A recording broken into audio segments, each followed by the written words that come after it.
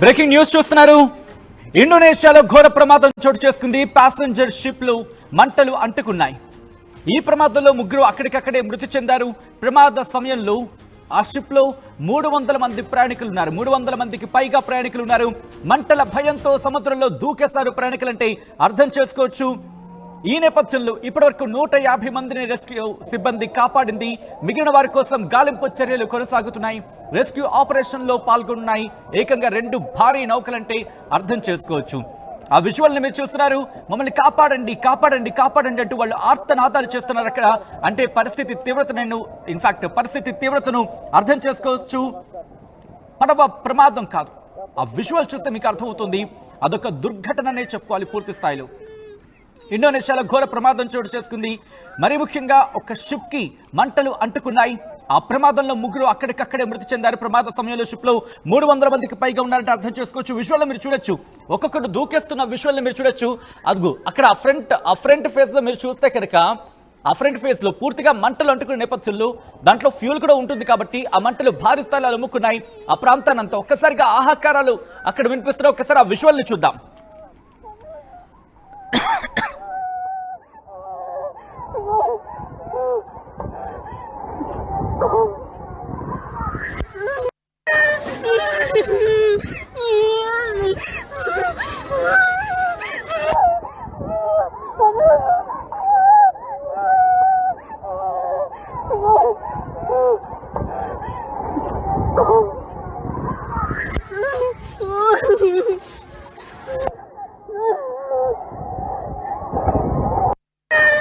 Mohon bantuan saat ini KM Gregorius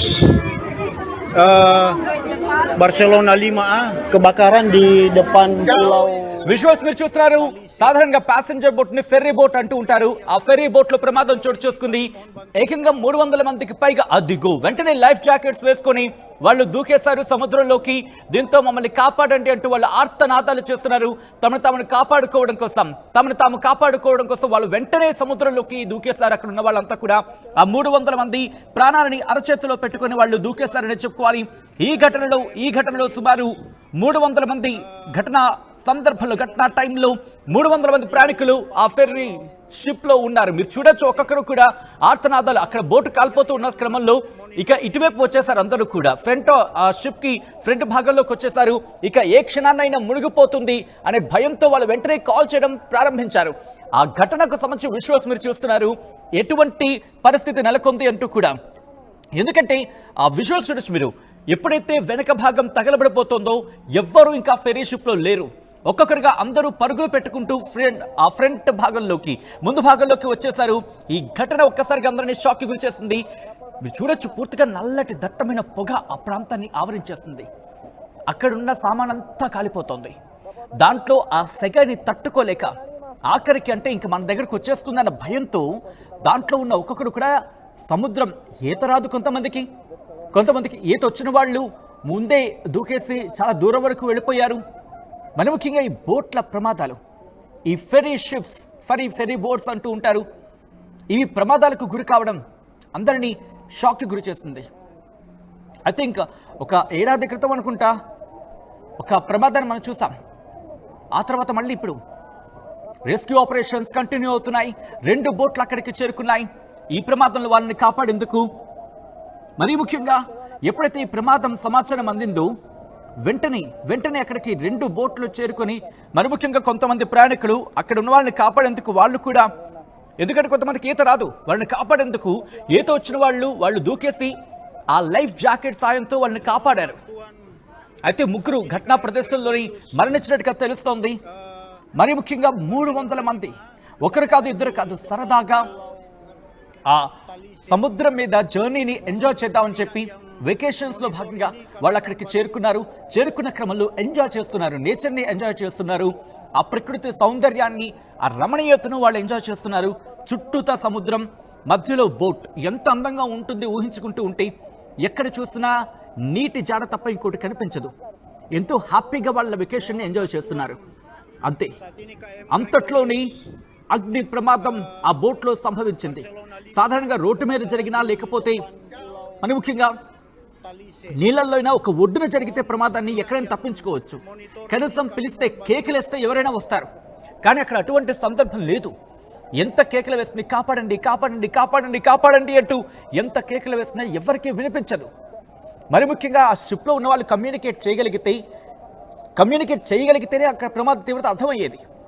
లేదా అదృష్టవశాత్తు అటుగా వెళుతున్న బోట్లు కావచ్చు, అటుగా వెళ్తున్న షిప్స్ కావచ్చు, వాటికి ఏమైనా కనిపిస్తాయి, ఆ జాడేమైనా వాటికి కనిపిస్తే అప్పుడు, లేదనుకోండి ఆ పొగలు పూర్తిగా ఆవరించిన సందర్భంలో ఏదో సుదూరాన నుంచి ఎవరైనా చూస్తాయి, అప్పుడు మాత్రమే వాళ్ళకి అర్థమవుతుంది. మరి ముఖ్యంగా ఎవరి నిర్లక్ష్యం ఇదంతా. ప్యాసింజర్లు దాంట్లో ఏకంగా 300 మంది ఉన్నారు. ఎవరి నిర్లక్ష్యం ఇది? ఎవరి నిర్లక్ష్యం ఇది? ఎవరి నిర్లక్ష్యం అయితేనే అక్కడ 3 ప్రాణాలు పోయాయి. మీరు చూడొచ్చు, మీలోని ఇన్ఫాక్ట్ మనలో చాలా మందికి ఈత రాకపోయి ఉండొచ్చు. అటువంటి వాళ్ళ పరిస్థితి ఏంటి? కొంతమంది లైఫ్ జాకెట్స్ వేసుకున్నారు, దూకేశారు. తమను తాము కాపాడుకోవడం మాత్రమే వాళ్ళకి ముఖ్యం. ప్రప్రథమంగా ఆ దూకేసిన తర్వాత ఈ ప్రమాదంలో 300 మంది ఉంటే కేవలం 150 వరకు మాత్రమే ఇప్పటి వరకు కాపాడగలిగారు, రెస్క్యూ చేయగలిగారు అంటే అర్థం చేసుకోవచ్చు. ఒక వ్యక్తికి అక్కడికక్కడ మంటలు అంటుకున్నాయి. దీంతో ఆ ఘటనా ప్రదేశంలోని ఆ వ్యక్తి మరణించాడనే అంశానికి సంబంధించి ప్రస్తుతం సోషల్ మీడియా వేదికగా చర్చ జరుగుతోంది. దాంతోపాటు కేఎం బార్సిలోనా విఏ వెసల్ ఇది టెలాడ్ ఐలాండ్ నుంచి మనాడోకు వెళ్తోంది. దాదాపుగా మధ్యాహ్నం 12 గంటల ప్రాంతంలో ఇది తలేసై ఐలాండ్కి అక్కడ ఆ నేపథ్యం అక్కడ దగ్గరలో ఈ ప్రమాదం జరిగింది. ఈ ప్రమాదంలో 300 మంది సుమారు ఆ బోట్లో ఉన్నారనేది అక్కడ జరుగుతున్న చర్చ. దాంతోపాటు ఆ ఫుటేజ్ మీరు చూస్తే ఎంత గంభీరంగా ఉంది, ఎంత దారుణంగా ఉంది. తగలబడిపోతుంది ఆ బోటు. ఎలా చూడాలి వీటన్నిటిని? ఎక్కడో చోట ఏదో విధంగా ఏదో ఒక ప్రమాదాలు గుండు గుబేలమనేలా ఉంటున్నాయి ఇవన్నీ కూడా. ఈ నేపథ్యంలో ఈ ఘటనకు సంబంధించి కారణం ఏమై ఉండొచ్చు అనే ప్రశ్నను నేను మీ ముందుంచే ప్రయత్నం చేస్తున్నాను. ఒక్కసారి మీరు రియాక్ట్ అయ్యే ప్రయత్నించండి. మీరు చూడొచ్చు వెనకాల భాగం, ఆ ఫెరీ షిప్కి వెనకాల భాగం అంతా పూర్తిగా మంటల్లో కాలిపోతోంది, ఆహుతైపోతోంది. బహుశా దాంట్లో ఉన్న ఫ్యూయల్ కూడా పూర్తిగా అంటుకుపోయినట్టుంది. లేకపోతే అంత దట్టమైన పొగల, అంత దట్టమైన మంటల. ఈ మంటల్లో చిక్కుకొని ఒక వ్యక్తి అక్కడికక్కడే మరణించాడు. మీరు చూడొచ్చు ఆ విజువల్. ఇటు సుదూరాన ఒక వ్యక్తి బహుశా తన సెల్ ఫోన్లోనే తీసినట్టున్నాడని అనుకోవాలి, ఆ పరిస్థితిని అద్దం పట్టేలా చూపించేందుకు. ఈ నేపథ్యంలో ఆ బహుశా నీటిలో ఈత కొడుతూనే అక్కడ విజువల్ తీశాడు అనుకోవచ్చు. 2 విజువల్స్ మీరు చూడండి, ఎందుకంటే నీళ్లు మనకి జాడ కనిపిస్తోంది కెమెరాకి అత్యంత దగ్గరగా. అంటే ఒక వ్యక్తి తను మునిగిపోతూ కూడా ఆ సమాచారాన్ని పంపించాలి.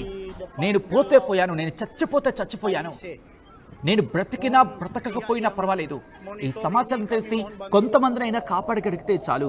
బహుశా ఇలాంటి వాళ్ళు ఉండాలండి. ఎందుకంటే తన ప్రాణం గురించి తను చూసుకోకుండా, ఎందుకంటే తనకి ఆ లైఫ్ జాకెట్ ఉంది, లైఫ్ జాకెట్తో తన ఫోన్తో తను ఒక సుదూరానికి వెళ్ళిపోయి బహుశా తనని తను కాపాడుకునే అవకాశం ఉంటుంది. బట్ అలా కాకుండా ఆ నీళ్ళల్లోనే ఉంటూ ఆ వీడియో తీయడం అంటే పరిస్థితిని ప్రపంచానికి చూపించాలి. ఆలస్యం అయితే ఇంకా అనర్థాలు జరిగే అవకాశం ఉంటుంది, ఇంకా ప్రాణాలు పోయే అవకాశం ఉంటుంది అన్న దృక్కోణంలో ఆ వ్యక్తి నీళ్ళల్లో నుంచే ఆ ఫుటేజ్ని రికార్డ్ చేశాడు. బహుశా హ్యాట్స్ ఆఫ్ చెప్పడంలో తప్పులేదు ఆ వ్యక్తికి. మీరు చూడొచ్చు, ఒక్కొక్కరుగా దూకేస్తున్నారు. పాపం అనిపిస్తూ ఉంటుంది, అయ్యో అనిపిస్తూ ఉంటుంది. ఇక్కడ time and again we repeat, time and again we reiterate,